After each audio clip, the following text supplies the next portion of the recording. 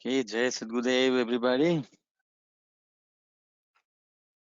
Jai Sadgurudev. Jai Sadgurudev Saiji. Jai Sadgurudev, everybody. This is Vijay. This is same Vijay, just sporting some mustache and beard today. So please don't think that I'm not there. We are entering into the fifth lesson today, which is about being little aware about what is pratyahar, what is dharana, and what is dhyan. We will know little deeper about these aspects now, which is very important elements of spirituality. So I request all of you to just sit quietly and join me in this very pious journey. First, we offer our prayer to the Holy Master. Akhandamandalakaram व्याप्तं येन चराचरम्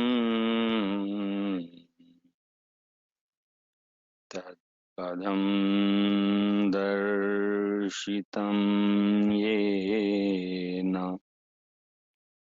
तस्मै श्रीगुरुवे नमः।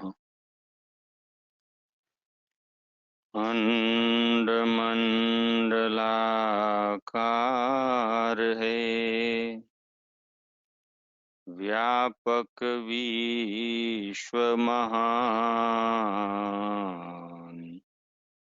सो सद्गुरु का रूप है अनुभव में पहचान। So first we all bow down to the Divine Holy Master who descends down to the earth for enlightening us with the wisdom of Brahma Vidya. The Brahma who we have forgotten after we came out of the mother's womb. When we were in the mother's womb, we were hanging downward and we were praying to the Almighty, please get me out of this trouble. I will pray to you. I will do your bhajan. And when after 9 or 10 months, when we came out of the mother's womb, we forgot our promise. We were titillated by all the sensory subjects.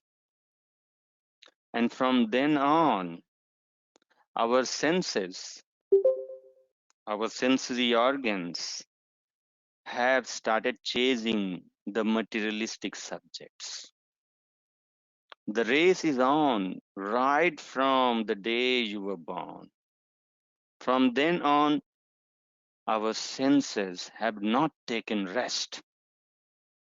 They are constantly going after the sensory subjects. It is a high time to realize there is something more peaceful, more blissful element very inside of us who is waiting for our consciousness. We have not paid attention to that yet because we are so much lost into the subject outside. So pratyahar, is a process of giving your senses a break from the materialistic subject. No more engagement for that duration of time.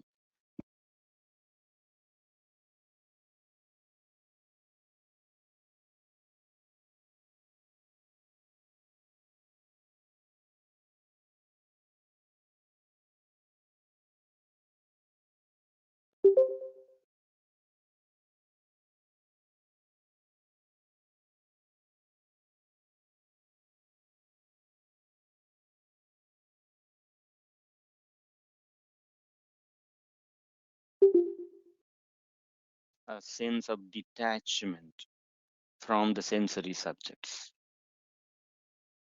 So today we are going to dive a little deeper into why we need to practice pratyahar, why we need to practice dharana, and why we need to practice dhyan, how it is important in our spiritual journey, or rather in the journey of blissfulness and peace. So before we begin, again, we are going to have some theory, a bit of practice, and we'll conclude with question and answers, if any, or any experience sharing. So before we begin, we shall all chant together the sound of Om for about 5 times. So I request all of you to sit straight. Your backbone is straight, comfortably straight.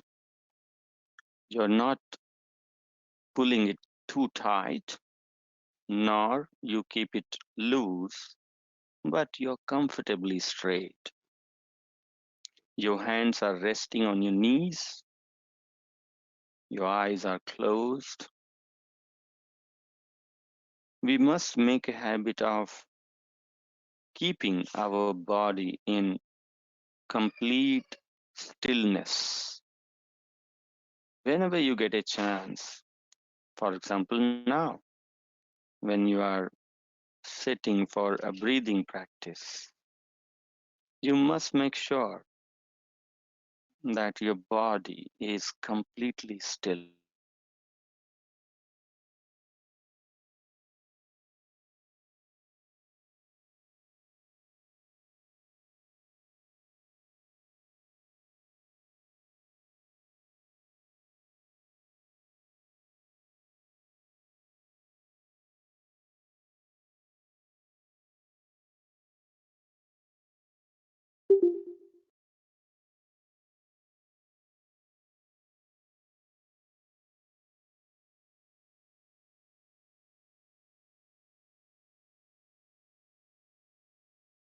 Round to finish before you begin with the next round.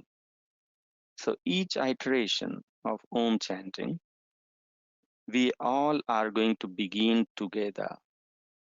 Now, based on the length of our breath, some of us may finish faster, some will take time, but you will just wait for me to finish and then we'll all begin together. So we are going to do it for 5 rounds.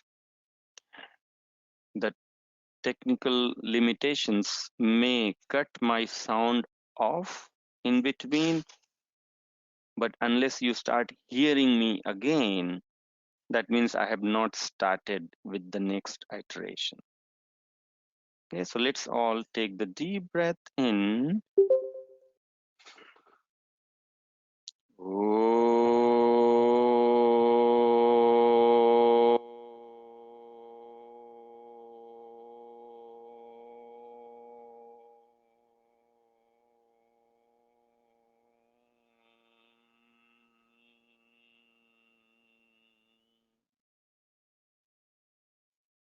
Next one.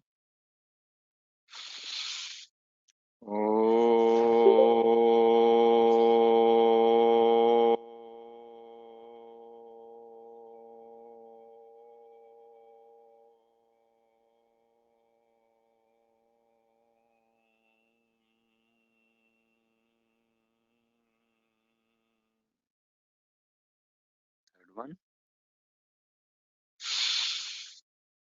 One.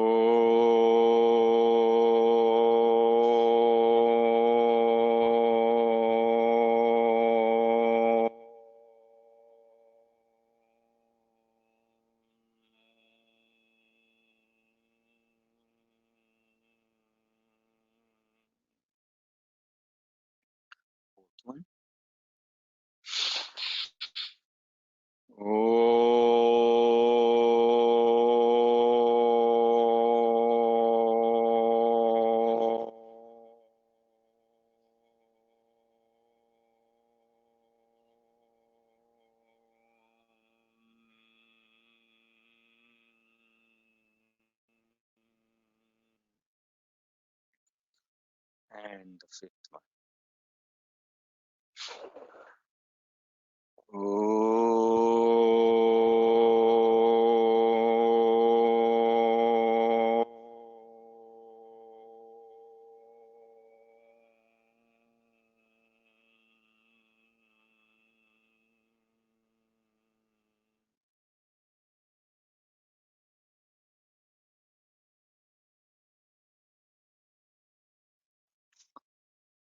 Controlling mind, lesson 4.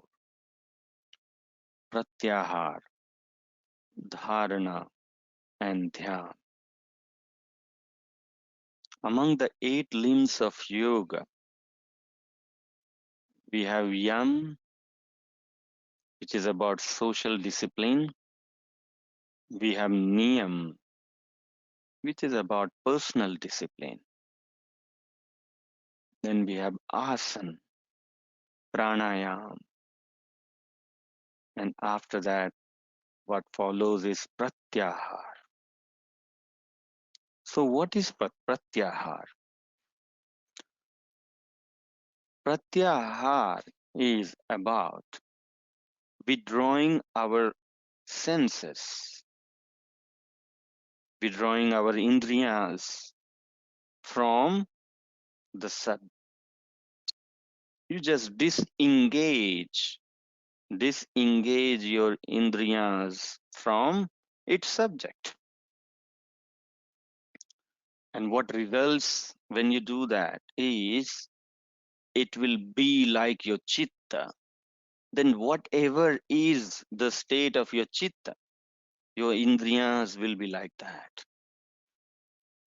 Right now, we are constantly influencing our indriyas by the restlessness of the mind because of the subjects. There is one subject to grab, and then mind says, go and grab the other subject. So indriyas are constantly at work. Eyes have to capture something to see, ears have to capture something to hear. We have not given rest to our indriyas while we are awake, while we are conscious. Because of that, the only thing that runs in our mind is the external subjects. We have constantly engaged ourselves to the external subject. Now that is depriving us of experiencing something which is inside. For that, you need to give your indriyas a rest from the external subject. So when we do asana or when we do pranayama, for that reason, it is said that while doing asana, you should not think about anything else. You are kind of preparing yourself into the state of pratyahara. That is why that is in the sequence. When you're doing asana, you're not supposed to think about any subject, but all you need to focus on is the pose that you are making.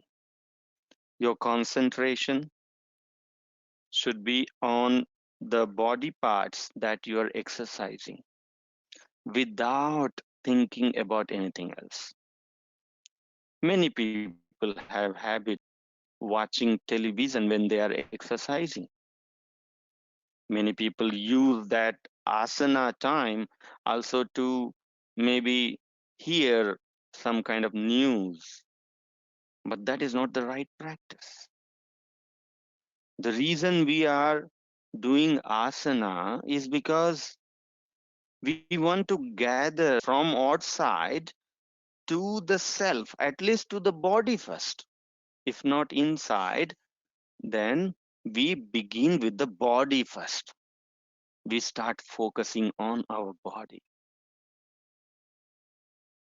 And when we practice breathing exercise, then we even disengage from our body. We start focusing only on our breath. We just feel the breath, how it goes in and out. And that's how your chitta goes into silent mode, because you disengage it. You disengage it from the external bombardments of the subjects. The subjects are constantly bombarding into your chitta. So chitta is constantly receiving subjects through the indriyas. So through asana and pranayama, you are calming down your chitta. And when you intentionally disengage yourself from the sensory subjects, then your indriyas also calms down. They become like your chitta. Your chitta is calmed and your indriyas will also calm down. And that is what is a state of pratyahara, where there is no subject that you are engaging yourself with. You're trying to stay in the state of pratyahara. The indriyas are withdrawn and they are turned inward. So pratyahara is a state where now you're ready to turn your attention from outward flow to the inward flow. So when you get a chance, you must try to practice pratyahara. Just be thoughtless. Just don't think about anything. What is the point? Some people will think the time is so costly. How can I just lose my precious time just by doing nothing? Actually, just by doing nothing is doing everything for your own well-being. If you could just stay you are enriching the hidden treasure, enriching yourself with the hidden treasure of peace and happiness. The treasure is already inside. You're just hiding it. You're just covering it by the layers of maya, by the layers of external subjects. So you're you allow that hidden treasure to open up for you when you do nothing. But for you to do nothing, it is only possible if you are not attached to things. Otherwise, it's very impossible to be in the state of nothingness. You're so attached to things. So, pratyahar. When you practice asana, disengage from everything. Just focus on your body. When you practice pranayam, just focus on your breath. Disengage from everything. When you have a habit of disengaging from everything, that is when you will feel peace within. You'll feel joy within. So pratyahar is to attain stillness of indriyas, having them withdrawn from the subjects. What is the benefit of pratyahar? When you practice pratyahar, you get perfect control on your indriyas. That means when you're engaging your eyes to grab some visual experience, you will find that with practice of pratyahar, your faculties of vision have started working a lot better than what it was before due to restlessness. Now you're restful. So you get control on your indriyas. So any difficult job that you want to engage yourself with, when you have your indriyas in your control, your efficiency of performing actions will improve tremendously. So those moment of nothingness is about charging up yourself for excellence in your action. Your action will be more peaceful and more controlled. So you excel in your day-to-day activities, which otherwise were, you know, kind of hazy. You're not focused, you're lost, and this and that. What is dharana? Pratyahar is about bringing stillness to your indriyas, bringing control to your indriyas. And dharana is about bringing control to your mind. So when you're practicing something about controlling mind, that practice is called dharana. So controlling mind at the focal point is dharana. By dharana, we benefit with the mental peace.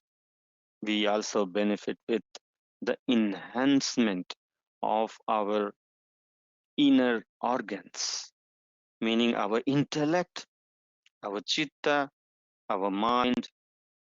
They will function a lot better because now your mind, your man has become more efficient.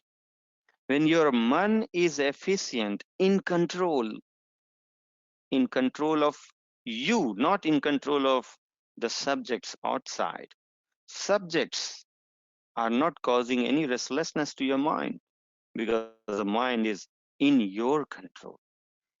When you achieve that state, then your mind becomes that much more efficient, and it's only mind that awaken your intellect without having the focus of your mind on the subject of the intellect. The intellect is like inert. Intellect doesn't work without your mind working with it. When you apply your intellect about a thing, when mind has a focus on it. So without mind, our intellect, our buddhi is like inert. It's made of inert element. Who awaken the buddhi? It is mind that awakens the buddhi.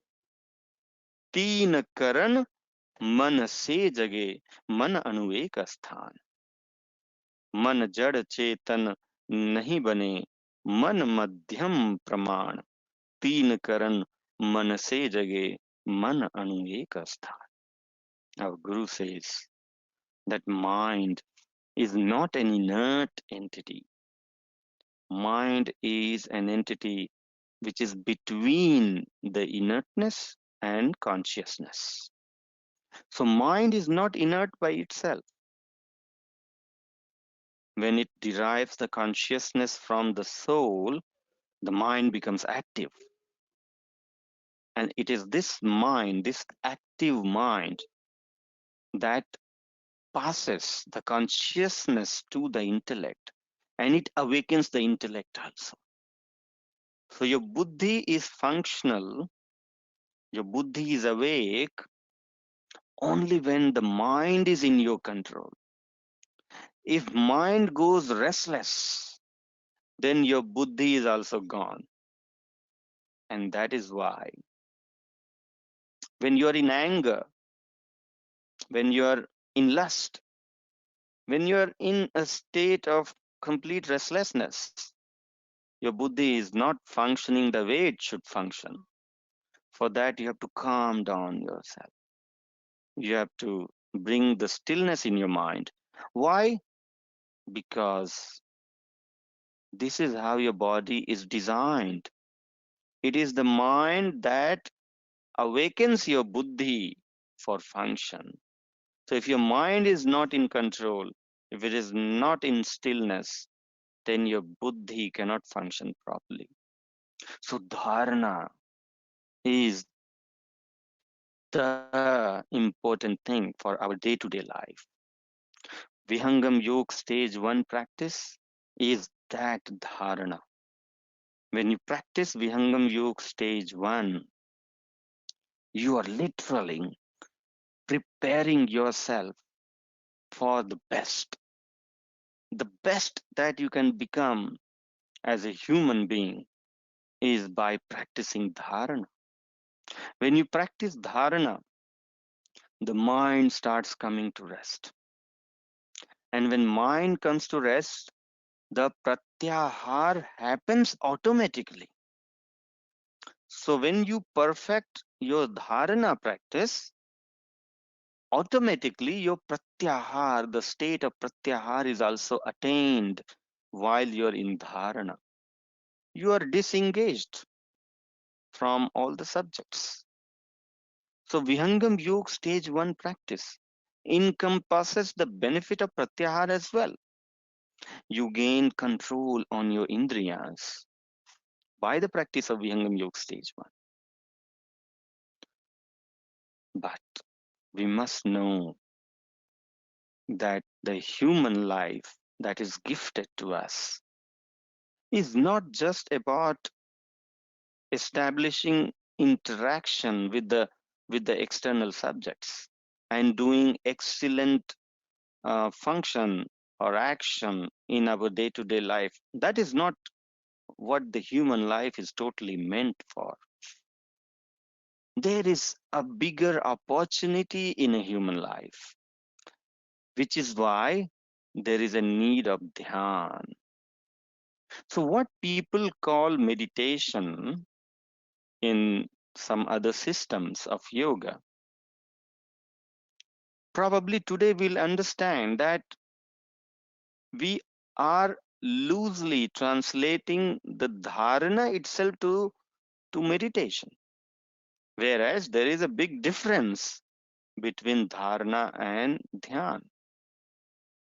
When you're working on bringing stillness to your body and mind, you have not yet entered into the domain of dhyan. Dhyan is not about controlling your mind. Dhyan is not about sitting still in the state of thoughtlessness. That is not dhyan. When you are in a state of thoughtlessness, you are in a state of pratyahar and dharana. You have just disengaged yourself from the maya, from the external physical subjects. You have just disengaged yourself. But only when you engage, when your consciousness start getting the experience of something very conscious inside. Inside this body is a nectar. Inside this body is something immortal. Have you seen that immortal inside? What you have seen is your hands and legs and body parts, which are mortal in nature. This is going to perish one day. What is dhyan for? Dhyan is not about just bringing mind to stillness. That is dharana. So far, whatever practices you have seen or done in other system of yoga as well, including Vihangam Yoga, whatever practices you have done is not yet dhyan.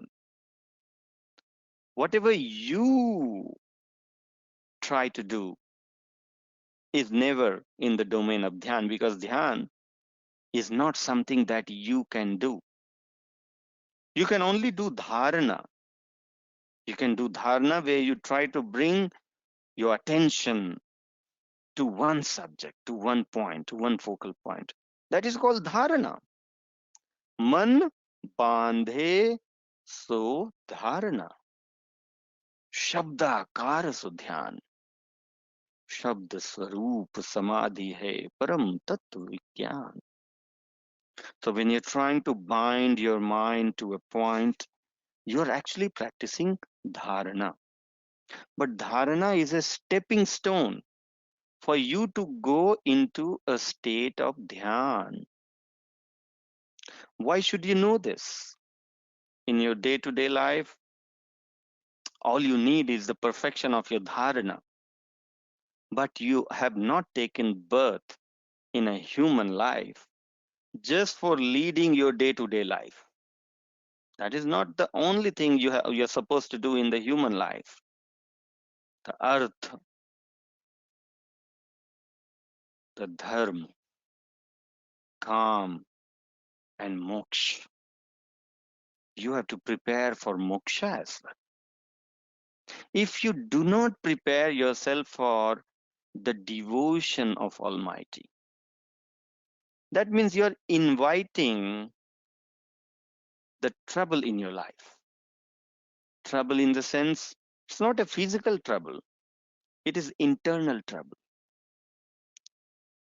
When you're not preparing yourself for the devotion of Almighty, that means you are heading towards the whirlpool of thoughts.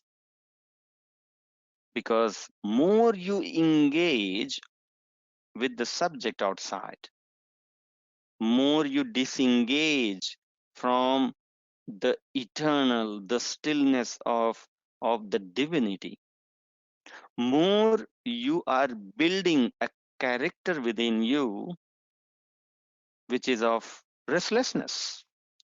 You are becoming an entity of restlessness because you have never prepared yourself for the devotion of Almighty, if that is the case. So, dhyan is a process where you are put into by an entity called Sadguru. So we will explore a little bit more on this. As we understood, what is pratyahar? Pratyahar is a state of broken association of indriyas from its subject. So benefit of pratyahar is the complete control over indriyas for the excellence in your day-to-day life. What is dharana? It is the stillness of mind at desired point. The first three stages of Vihangam Yoga, where the first stage is about controlling mind outside to the focal point, where you gather your focus, the consciousness. That is also dharana. The second stage in Vihangam Yoga, where you control mind at the inner Triveni, where the Ingla, Pingla, Sushmana meet together. You bring your mind there by a certain technique that Sadhguru will teach us. The second stage is also dharana. When you control mind at the third stage of Vihangam Yoga, which is around the secret 10th door, that is also a practice of dharana only. So first three stages of Vihangam Yoga is also dharana.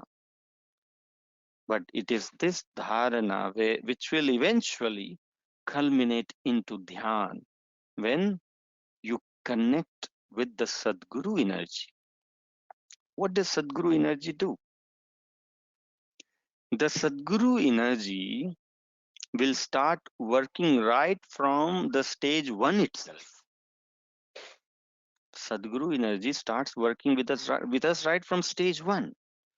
It starts preparing us for the withdrawal of our consciousness from outside to inside.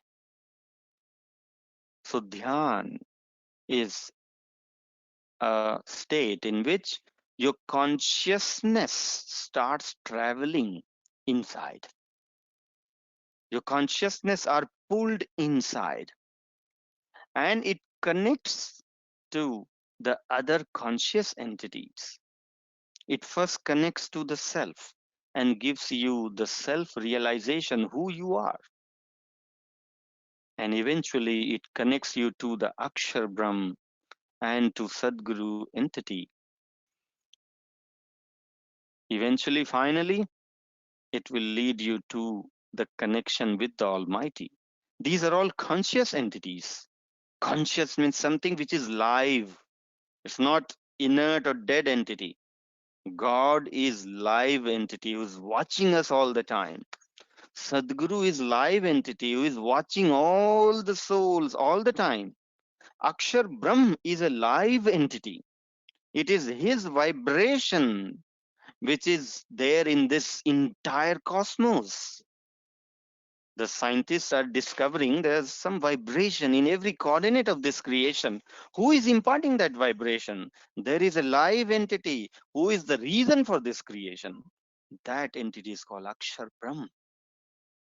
But have you seen him? Have you experienced him? How is Akshar Brahm functioning? How is Sadguru functioning? How is my soul functioning? How is Almighty in every coordinate, every tiny and big piece of this entire cosmos? How is he present, prevalent everywhere? That is a matter of experience that is given to us in a state of dhyan. Why do we need to do that? To know the truth. Right now, we have forgotten our truth, who we are. We have forgotten our own promise that we made when we were in the mother's womb. We are lost into Maya. So dhyan is a state which you will be put into by the Sadguru when you start doing dharana by connecting with the Sadguru energy. When you connect with the Sadguru energy, Sadguru will first put you into dharana. Then he will pull you inside into the state of dhyan. So dhyan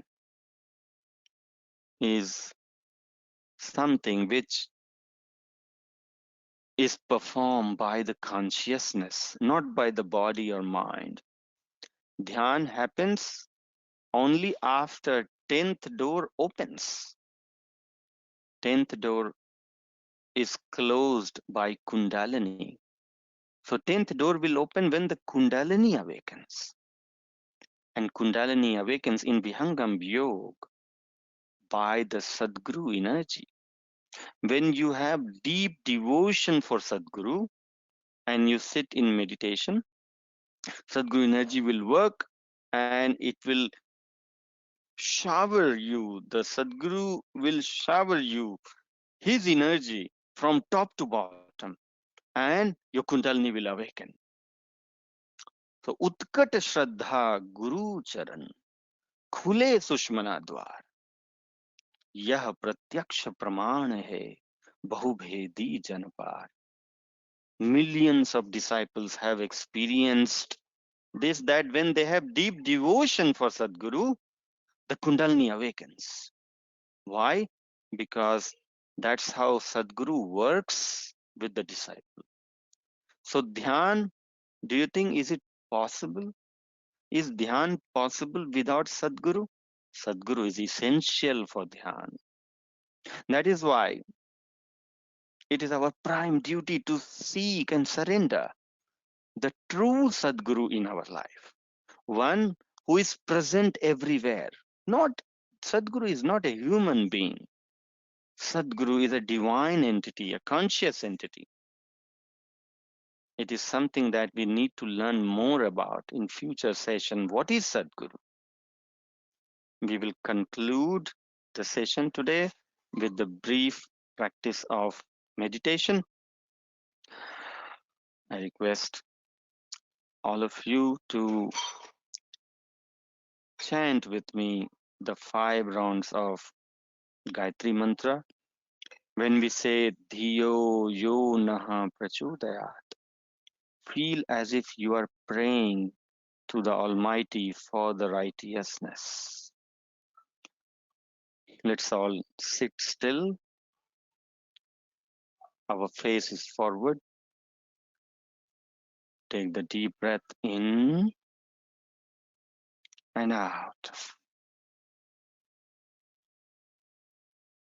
Om Bhurbhuvah Swaha Tatsaviturvarenyam Bhargo Devasya Dhimahi Dhiyo Yo Nah Prachodayat.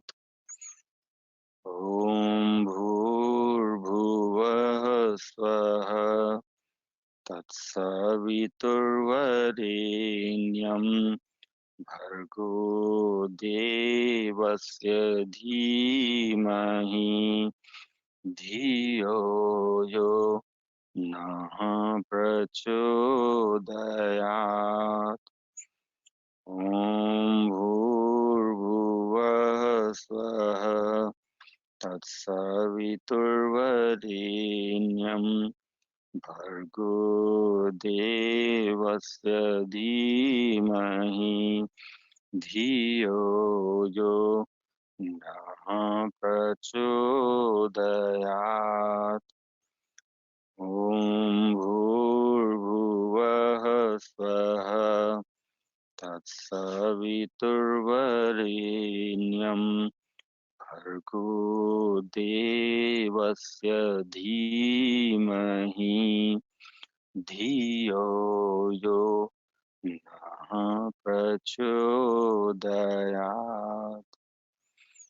Om Bhurbhuvah Swaha Tatsaviturvarenyam Bhargo Devasya Dhimahi Dhiyo Yo Nah Prachodayat.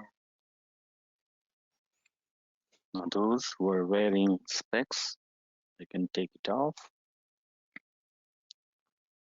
First, pay close attention to your breath. Just pay close attention to your breath. Feel how the breath goes in and out. Sadhguru's photo is in front of you.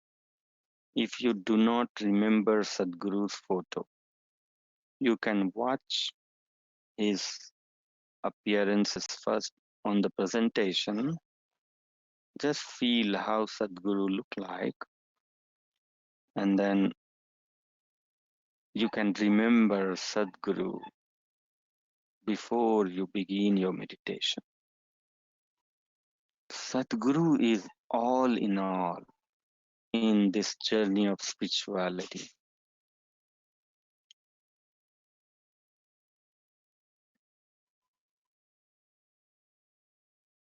You can relax yourself, close your eyes, so rub your palm together and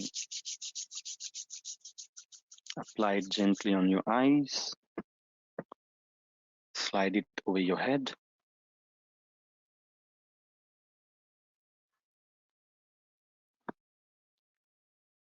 So more than the practice of meditation, today we must share if some of us have started practicing dharma in our life. In last session, we discussed that we'll try to intentionally practice, say, patience or forgiveness in our life.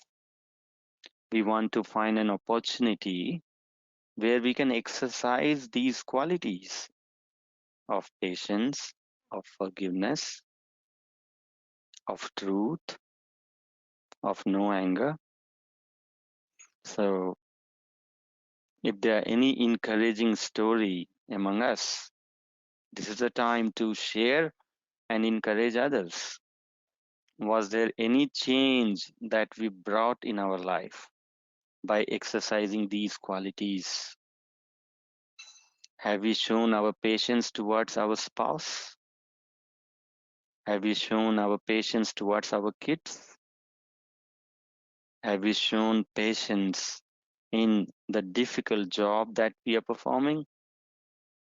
Have we persisted with our effort in something that requires humongous amount of effort?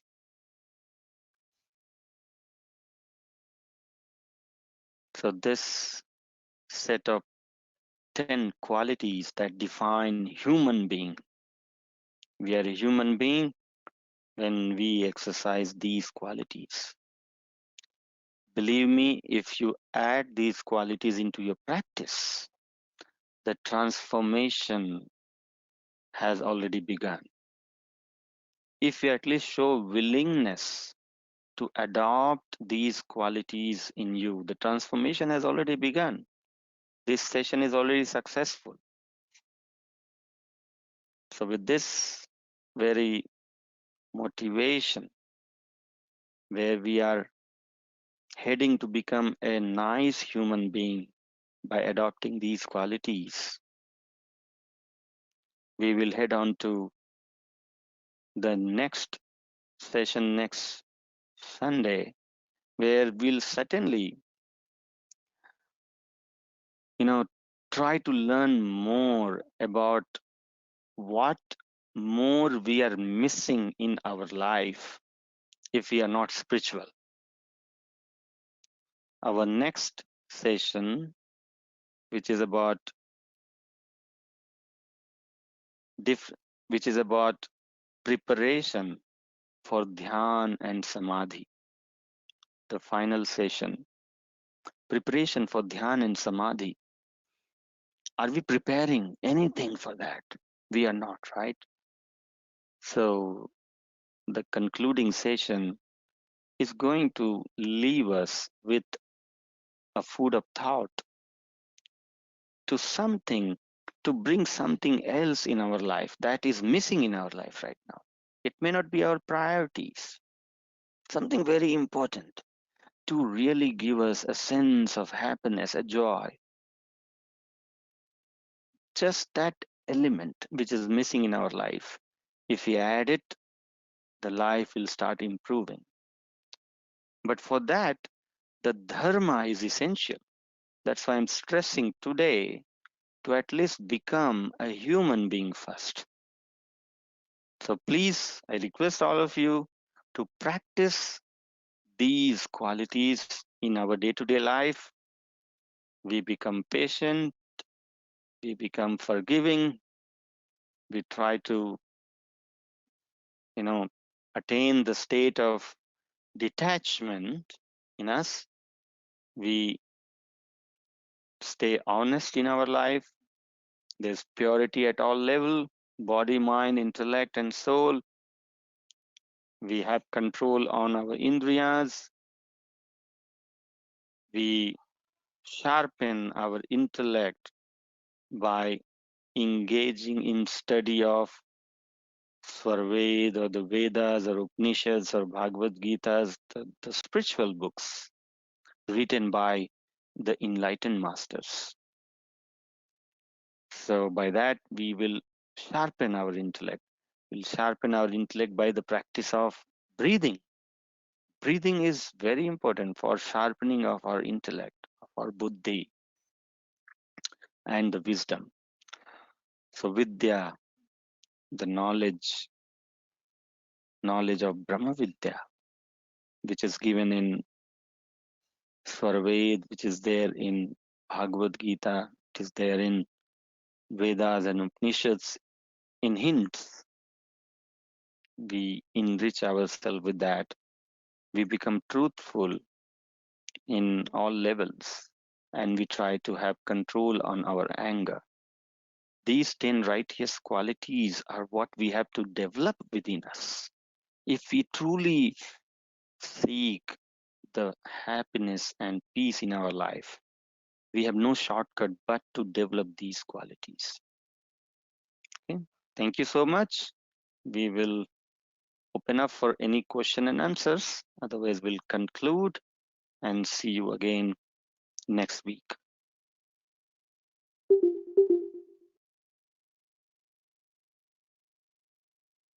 Okay. Thank you all.